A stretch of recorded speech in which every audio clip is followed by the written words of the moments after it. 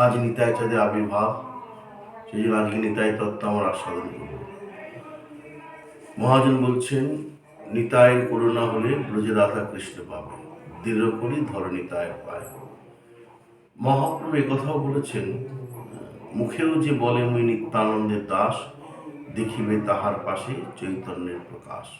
অভিন্ন চৈতন্য তনু নিত্যানন্দ দায়।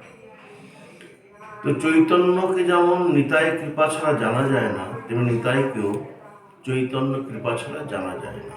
চৈতন্য জানান যারে সে জানিতে পারে। সেই যে মহাপ্রভুর কৃপায় যাকে জানা যায়, সেই দয়াল নিতাই, যিনি মূল সংকর্ষণ, তিনি আমাদের মাঝে ধরাধামে এই জগৎকে উদ্ধারের জন্য দয়াল নিতাই নামে আবির্ভূত হয়েছে।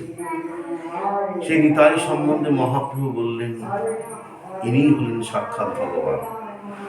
আমরা জানি, যখন মহাপ্রভু রাঘবের ভবনে আছেন, তখন তিনি বলছেন, রাঘব তোমারে আমি নিজগোপ্য কই, আমার দ্বিতীয় নাহি নিত্যানন্দ বই। এই নিত্যানন্দ যেই করাইন আমারে, সেই করি এই আমি কহিল তোমারে। আমার সকল কর্ম নিত্যানন্দ দ্বারে, এই আমি অকপটে কহিল তোমারে। যেই আমি সেই নিত্যানন্দ ভেদ নাই, তোমার ঘরেই সব জানিবা এথাই। মহা যোগেন্দ্রর যাহা পাইতে দুর্লভ, নিত্যানন্দ হইতে তাহা হইবে সুলভ। এতে কে হইয়া তুমি মহা সাবধান, নিত্যানন্দ সে বিহ যেহেন ভগবান। তো স্বয়ং ভগবান মহাপ্রভু নিজ মুখে স্বীকার করেছেন এবং বলেছেন যে সাক্ষাৎ নিতাই হলেন স্বয়ং ভগবান। আরেকটি ঘটনা আমরা শাস্ত্রে বর্ণন দেখতে পাই, চৈতন্য ভাগবত আদি গ্রন্থে, যে একবার মা সুচি ঠাকুরানীর কাছে নিতাই চাঁদ গেছেন। তো মাকে বলছেন, মা খিদে লেগেছে। মা বলছে, ঠিক আছে বাবা, আমি তোমাকে নাড়ু দিচ্ছি। তো ঘরের মধ্যে গিয়ে মা দেখলেন যে 5টি ক্ষীর সন্দেশ রয়েছে। থালায় করে সাজিয়ে নিয়েছে। নিতাইকে বলছেন, বাবা নিতাই, এ নাও, তোমার জন্য আমি ক্ষীর সন্দেশ নিয়ে এসেছি। এই ক্ষীর সন্দেশই আমার কাছে ছিল ঘরের মধ্যে। নিতাই চাঁদ একটা ক্ষীর সন্দেশ খেয়েছেন আর 4টে ওই মাটির মধ্যে বিলিয়ে দিয়েছে, উঠানের মধ্যে বিলিয়ে দিয়েছে। মা সুচি বলছেন, বাবা তুই যে 4টে বিলিয়ে দিলি, আর তো আমার ঘরে নাই, এরপর যদি তুই চাস আমি কোথায় পাবো? নিতাই চাঁদ বলছেন, মা ঘরে দেখো চাই, নিশ্চয়ই আমার জন্য আছে। মা সুচি বলছেন, বাবা নিতাই, নাই নাই নাই, ঘরের মধ্যে আর নেই।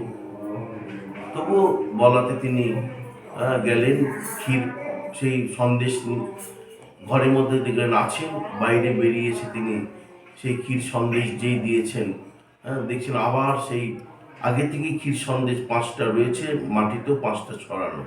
তখন বুঝলেন এ সামান্য মানুষ নন। তখন তিনি নিতাইকে বললেন, বাবা নিতাই শোনো, আই বলে নিত্যানন্দ কেন মোরে ভারো, জানিল ঈশ্বর তুমি মোরে মায়া ছাড়ো। বুঝতে পেরে গেছি তুমি ঈশ্বর। তো নিতাই চাঁদ বলছেন, না আমি তোমার সন্তান।